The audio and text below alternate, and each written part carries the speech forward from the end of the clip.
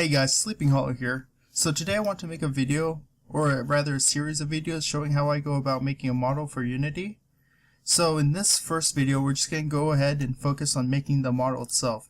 So here you can see in Blender I have this cone, this traffic cone I've made, and this is basically what we're going to be making from start to finish. So go ahead and start a new one. I'm going to try to keep this as condensed as possible. I'll try to keep it under 10 minutes. So let's just go ahead and get started. So first we're just going to delete everything in the new file, and then we're going to go ahead and add the background image. Now if you want the one I made, I'll leave a link in the description of where you can get it, so you can go ahead and follow along. Alright, so now if we go to this view here, you can see, actually hold on, sorry, let me go ahead and turn on my screen keys so you can see where I'm clicking. Alright. So once you've loaded up the image, we're going to go ahead and just move it up to the line. So to do that, just go to your image and move it up.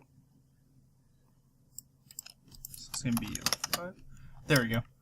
Perfect. Now we're going to go ahead and let's go ahead and add a cylinder. We're going to hit tab so we can go into edit mode and move it up. So if you saw that, hit G to move it, and then we're going to move it on the Z axis so we keep it in line. Perfect. Now we're going to go ahead and hit Z to go into wireframe mode. And now there's different ways of selecting if you don't already know. If you hold Control and left click, you can go ahead and just draw around them. Make sure you're in wireframe mode, because if you're like this, you only get what you see. So, or you can hit B, let it go, and then use the left click and you can highlight them like that. So either way works for you. So now we're going to go ahead and S to change the size, and we want to get it just there. Hit A to unselect, or if everything is unselected, you can hit A again to select everything. But we're going to unselect it, go ahead and pick up the top, move it to the very top, and then scale it down. Just like that. Perfect. Now, let's focus more. Now what we're going to do is we're going to go ahead and add our own lines to them, because we want to capture those white areas. So go ahead and hit Control R. Then we're going to left click. Then we can move it down. Then after that we're going to go ahead and bevel it, and we just want to capture where the white is. Now after you've already done this, you can't just move it up or it'll just distort it. So make sure you got it where you want it, and if not, just Control Z it. So we're going to go ahead and do the same for the top, just like that. Perfect. And now let's focus on the top here. Now I'm going to go ahead and change it from go up here, and mesh select, we're going to go edge view. So just Control Tab to do that. Then go ahead and use Alt and right click to select the whole ring. Then we're going to go ahead and extrude it. Let me go back just to show you. So hit E to extrude, and it will automatically move it up and down. Right click to just cancel that, and then we're going to size it down. Just like that. I think it's good. Well, we can size it a little. Okay. And once you have it where you want it, go ahead and extrude again, just move it down. Perfect. Now, if you saw I had a little bump, we're going to go ahead and add that now. Same thing as we did with the white, but then we're going to go ahead and bevel again. Keep it like that. And then we're going to extrude, right click, and then bring it in with the sizing. Just like that. There we go. Now let's focus on the base. But before we do that, actually, we can go ahead and select these and get rid of this face. We don't need it. Alright. Now let's go ahead and focus on the base. So let's go ahead and add a cube. Size it up to get to each end. Perfect. And then I'm going to go ahead and switch to vertex mode. Grab the top, pull it down. We're just using basic moves here. And there we go, we have the base. Now we're going to go ahead and select the top again and change it to edit mode. That's not working for whatever reason. Okay, well, select, make sure you got them all. Make sure the whole face is highlighted. And then we're going to go ahead and extrude, right click, and then scale it down. Then move it up. Just like that. Now, actually I want to grab these from the cone itself and bring them down, just so it's actually touching. Perfect.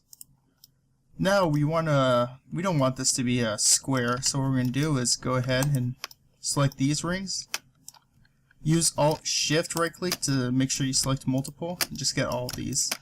Then we're going to bevel these, which you can see is adding, it's creating that thing so we don't have just a plain square. Now if you use the mouse, you can go ahead and add multiple. So pick what you want. I'm just going to keep it at 1 and just kind of keep it there. Perfect. And there we go. It's already starting to take shape. Now we can go down here, get these, bring it in, pull it up. Just like that. Perfect, perfect. Now we're just gonna, see, you've already got the basic model down. It's looking good. But now we're gonna focus on a bit of detail. So I'm gonna go ahead and select the cone itself. Come down here, pick this ring, pick that ring, and bevel those. Just gonna keep it to 2. There we go. And we're gonna do the same up here. First this one, bring it in. Let's get a few in here. Then this one. Just gonna add 1. There we go. See? It's already starting to look pretty good. Then I'm gonna go ahead and just add 1 in here too. Perfect. Now let's do the same for this one. We wanna add a few, we want to just add like 1 or 2 here. Just like that. And let's do the same thing up here. There we go. Now you can see it looks really weird. The shading is just kind of off. But we're gonna fix that. But first we want to join these two so they're not 2 separate meshes. So go ahead and select one, right click, and then we want to select one, then hold shift and right click on the other one, then do Control J.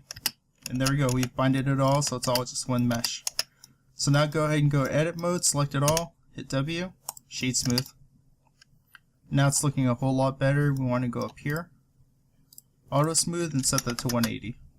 And there we go, you can see it's looking a whole lot better now. So now that we got our model pretty much done, we're going to go ahead and add some sharp edges to them so it doesn't look all bland. As you can see, like down here, it looks kind of meh. So what I like to do is go in here, unselect everything, get this bottom one right here, bottom row. Control E and go to Mark Sharp. And there you go. You'll know if you did it right because you'll see that light blue on the edges. So when you tab out and go to object mode, you can see that looks a whole lot better. You can actually see it's nice and defined. So now we can go ahead and add this to any part we want to be sharpened. So what I like to do is get these inner ones, sharpen those. I like the way that looks a whole lot better. And there we go. So that's how you make the model itself. We're pretty much done. If you want to add your own anywhere, we can, just go ahead and feel free to. And yeah, that's how we get the basic model done. I hope you guys enjoyed this video. The next one we'll focus on doing the UV mapping. So if you enjoyed this, go ahead and leave a like and comment. If you have any other questions, I'll be sure to get back to you.